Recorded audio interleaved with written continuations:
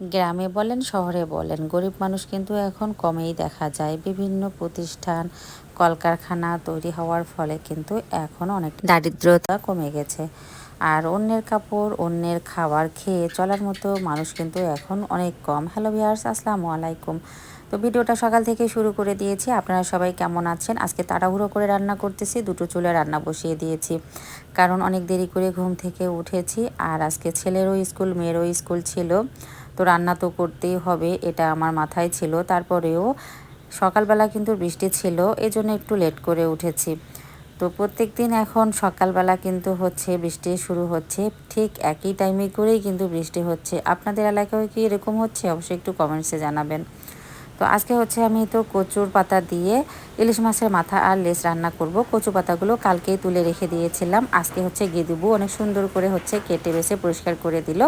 আর আমি প্রেসারে হচ্ছে বসিয়ে দিয়েছি, যেহেতু তাড়াহুড়া করে রান্নাগুলো করতেছি, তাই হচ্ছে ভাবলাম যে প্রেসারে রান্না করলে হয়তো বা তাড়াতাড়ি হবে। তো দেখেন কতগুলো পানি দিয়ে দিয়েছি, একেবারে পাতলা হয়ে গিয়েছে। পানি টানতেই তো অনেক সময় আমার লেগেছে, তো ভাবলাম এতক্ষণে হয়তো বা আমি কড়াইয়ে দিলেই হতো। তো যাই হোক, এই দিক দিয়ে আবার হচ্ছে একটু আলু ভাজি করে নিলাম। আর এরপরেই দেখেন কাজ শুরু হয়ে গেছে। মিস্ত্রি তো হচ্ছে কাজ করতেছে। আমাদের হচ্ছে 2 রুমের ফ্লোর আজকে ভেঙেছে। আর 2 রুমের কত জিনিসপত্র, তাহলে বুঝতেই পারতেছেন এগুলো সরাসরি করা কতটা যে কষ্টের, কি আর বলবো। এমন এলোমেলো দিন যাবে কখনো ভাবতে পারিনি। তার উপর আবার বাইরে হচ্ছে ধানের কাজ, মানে যেখানে যাচ্ছে সেখানে শুধু কাজ আর কাজ। তো এই দিক দিয়ে যে আসতেছে সেই কিন্তু একটু করে হলেও আমাকে হেল্প করতেছে। তো এক মামি আসছে একটা কাজে, তো ওনাকে বসিয়ে দিয়েছি যে একটু আমাকে মাছটা রান্না করে দেন।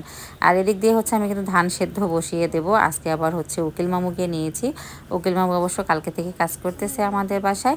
তো মামু হচ্ছে ধান সিদ্ধ বসিয়ে দিয়ে এদিকে হচ্ছে খড় খুলতে গেছে। খড় আর খুলতে পারতেছিল না, অনেক হচ্ছে কষ্ট হচ্ছিল, কারণ উনি অনেকদিন থেকে ঢাকায় ছিল। তো ঢাকা থেকে আসছে প্রায় আজকে 3-4 দিন হলো আর কি। তো আমাকে বলতেছে পুরাতন যদি কাপড় থেকে থাকে ওগুলো আনেন, যত সব পুরাতন কাপড় চোপড় জমা না রেখে দেন, ওগুলো দিয়ে হচ্ছে আমি ধান সেদ্ধ করি। আমি ভাবলাম যে তত বেশি পুরাতন না, ভালো আছে আবার কিছু কিছু খারাপ আছে, তাহলে এগুলো বেছে নেন, আপনার নাতির জন্য নিয়ে যান। তো ওখানে হচ্ছে নেয়ার পরে দেখেন কতজন চলে আসছে, কাপড়গুলো বেছে বেছে অবশ্য নিয়ে গেল। তো যাই হোক, আগে কিন্তু ঘরে ছিল, মানুষকে খবর দিয়েছি, তখন নিয়ে যায়নি।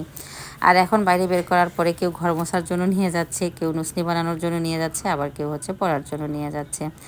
তো যাই হোক, এই দিক দিয়ে হচ্ছে আবার রাতের জন্য কিন্তু আমি ঢেঁড়স রান্না করতেছি। এই ঢেঁড়সটা কিন্তু হচ্ছে আজকেই আমাদের যে পাশেই যে জমিটা ওখান থেকে উঠিয়েছে। তো আমি টাটকা ঢেঁড়স 2 কেজি নিয়ে নিলাম। আমার ঢেঁড়স ভাজি কিন্তু অনেক পছন্দের, আমার বাচ্চাদেরও অনেক পছন্দের।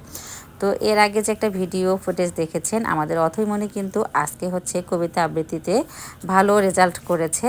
তো এজন্য হচ্ছে ও কিন্তু একটা পুরস্কার পেয়েছে জ্যামিতি বক্স। এর আগেও অবশ্য পুরস্কার পেয়েছে। সবাই একটু দোয়া রাখবেন আমার এই ভাস্তিটার জন্য। ওর কিন্তু হচ্ছে কবিতা আবৃত্তি অনেক সুন্দর হয়। আর এদিক দিয়ে আমাদের এলোমেলো ডাইনিংটা দেখেন কেমন লাগছে। সবাই এখানে বসে রাতে খাওয়া খেয়ে নিলাম। ভিডিওটা এখানে শেষ করলাম। শুভরাত্রি।